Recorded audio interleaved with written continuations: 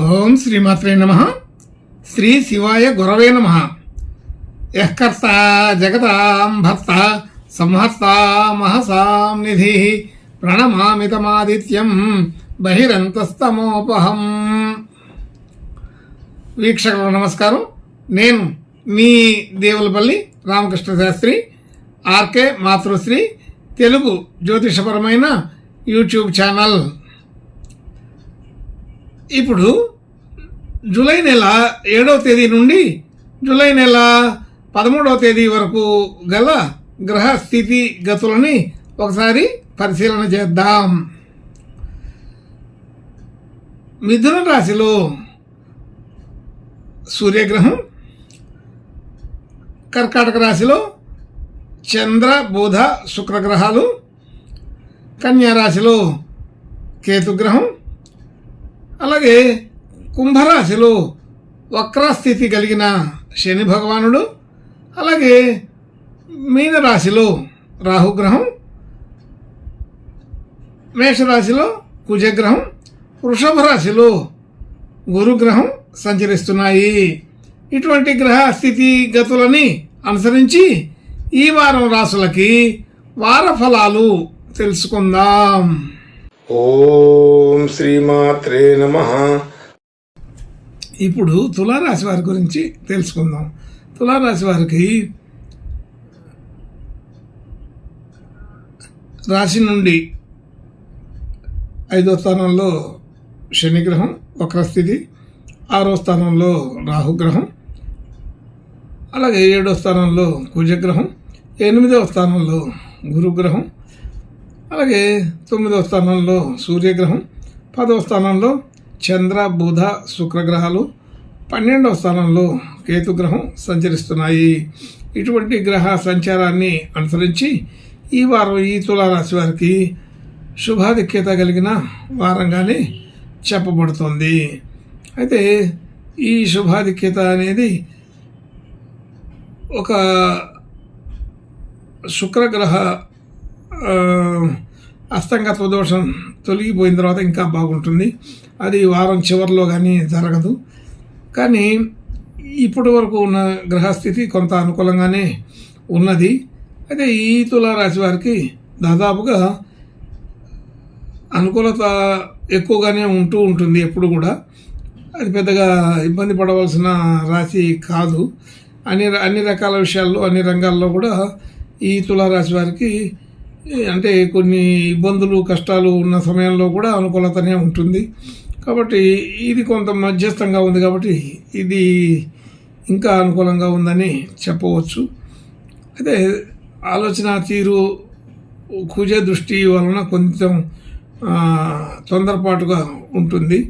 ఆలోచన తీరులో కూడా అమలు చేసే విధానంలో కూడా అలాగే తొందరపాటు నిర్ణయాలు, తొందరపాటు ఆలోచనలు చేయటం జరుగుతూ ఉంటుంది. అయితే వీరి స్వభావానికి కొద్దిగా వ్యతిరేకమైన లక్షణం. అలాగే ధనయోగాదులకు ఇబ్బంది అయితే ఉండదు. సాధారణంగా మనకు సంబంధించిన ధనం రావాల్సిన పద్ధతిలో వస్తూనే ఉంటుంది. అలాగే మనం ఇవ్వవలసిన చోట సకాలంలో ఇవ్వగలుగుతూనే ఉంటాం. అలాగే కుటుంబ సభ్యులు, బంధుమిత్రులు అందరితో కూడా ఒక పర్ఫెక్ట్గా అవసరానికి తగినంత విలువలు కలిగినటువంటి పరిస్థితిలో సంబంధాలు ఉంటూ ఉంటాయి.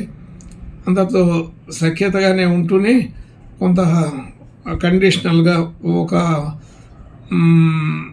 అవసరానికి తగినట్టుగా పద్ధతి ప్రకారం ఉంటుంటుంది. అతిగా ఉండదు అని అర్థం. తక్కువ ఎక్కువ కాకుండా సాధారణంగా ఎవరితోటైనా సరే ఒకటే విధానంగా సఖ్యతని చూపించగలుగుతారు. అలాగే గృహ వాహన యోగాదులు అనుకూలంగానే ఉన్నాయి. అయితే తగిన ప్రయత్నం చేసే వాళ్ళకి, అటువంటి ఆలోచన ఉన్న వాళ్ళకి గృహ సంబంధించిన విషయాలు కానీ వాహనం సంబంధించిన విషయాలు కానీ అది అమలవుతూ ఉంటాయి. అటువంటి ప్రయత్నం చేసే వాళ్ళకి ఇది సరైన సమయంగానే చెప్పవచ్చు.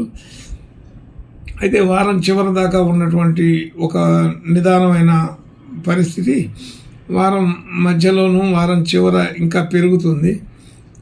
కాబట్టి ఈ వారం అది ఇది కలిసి మధ్యస్థంగానే చెప్పుకోవచ్చు. వారం ప్రారంభంలో మాత్రం కొద్దిగా నిదానంగా ఉంటూ మధ్యలో నుంచి కొద్దిగా స్పీడ్ పెరుగుతుంది, ఆలోచన విధానం పెరుగుతుంది, అలాగే అమలు చేసే విధానం కూడా కొద్దిగా మార్పు వస్తుంది. మొదటి వారం మొదట్లో 2 రోజులు మాత్రం 3 రోజుల వరకు కొంత మధ్యస్థమైన స్థితిగతులే ఉంటాయి. విద్యార్థులకి విద్యా అవకాశాలు బాగా అనుకూలంగా ఉంటాయి. సంతానం వలన అనుకూలత పెరుగుతుంది. అలాగే అన్ని రకాల విషయాల్లో కూడా పెద్దగా ఇబ్బంది లేకుండానే గడిచిపోతుంది. వారం ప్రారంభంలో ఆర్థికపరమైన ఒత్తిడిగా కనిపించినప్పటికీ వారం చివరిలోకి వచ్చేసరికి ఆ ఒత్తిడి అంతా అధిగమించి అన్ని రకాల విషయాల్లో చురుకుగానే తయారవుతారు. పెద్దగా ఇబ్బందులు అయితే ఉండవు. అలాగే భార్యాభర్తల మధ్య అనుకూలత ఉంటూనే వారం ప్రారంభంలో కొద్దిగా మాట అభిప్రాయ భేదాలు ఉంటాయి. కానీ అది ఎక్కువగా ఉండకుండా వారం మధ్యలో నుంచి అదంతా మార్పు చెందుతుంది. వారం చివరికి వచ్చేసరికి ఇంకా బాగా అనుకూలపడే అవకాశం ఉంటుంది. అలాగా ఇబ్బంది లేని వాతావరణమే అని చెప్పుకోవాలి. ఆర్థికపరమైన విషయాలు కూడా పెద్దగా ఇబ్బంది పెట్టవు. కొత్తగా డిపాజిట్లు అలాగే పెట్టుబడులు పెట్టాలని అనుకునే వాళ్ళకి అంత అనుకూలం కాదు. అయితే సాధారణంగా ఉంటుందని తెలుస్తుంది. కొత్త వస్తువులు మాత్రం తీసుకోగలుగుతారు.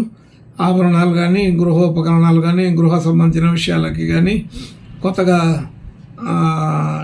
ఏదో ఒక రకమైన డెవలప్మెంట్ కనబడుతుంది.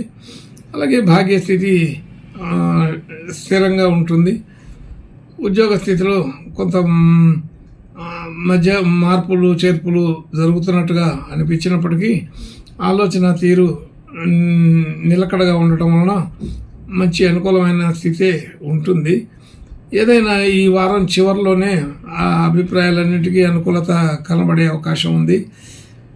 కాబట్టి ఈ తులారాశి వారికి ఇది సరైన సమయంగానే చెప్పవచ్చు.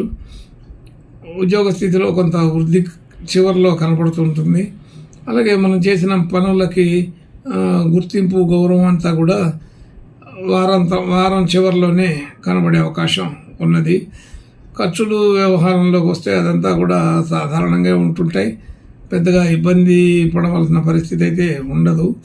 అయితే కొంత అనుకోకుండా వచ్చే ఖర్చులు కూడా ఉంటూ ఉంటాయి.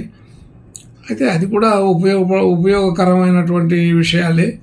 భవిష్యత్ అవసరాలకు సంబంధించిన ఖర్చులు, కుటుంబ సంబంధించిన అవసరాలకి సంబంధించిన ఖర్చులు, దైవ సంబంధించిన విషయాలకి సంబంధించిన ఖర్చులు ఉంటూ ఉంటాయి. తీర్థయాత్రలు చేసే అవకాశం ఉంటుంది. అలాగే ప్రయాణాలు చేసే అవకాశం ఉంటుంది.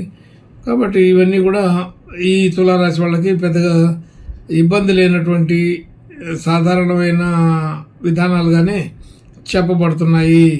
కాబట్టి ఈ వారం ఈ తులారాశి వారికి గ్రహస్థితిలో చిన్న చిన్న మార్పులు చేర్పులు ఉన్నప్పటికీ కూడా శుభలక్షణాలుగానే చెప్పబడుతుంది. ఇంకా మంచి శుభలక్షణాలు పెరగడం కోసం ఈ తులారాశి వారు ఈ వారం ఆంజనేయ స్వామి ప్రార్థన నమస్కారాలు చేసుకుంటే ఇంకా బాగా అనుకూలపడే అవకాశం ఉంటుందని తెలుస్తోంది. శుభం భూయాత్. ఓం శ్రీమాత్రే నమః.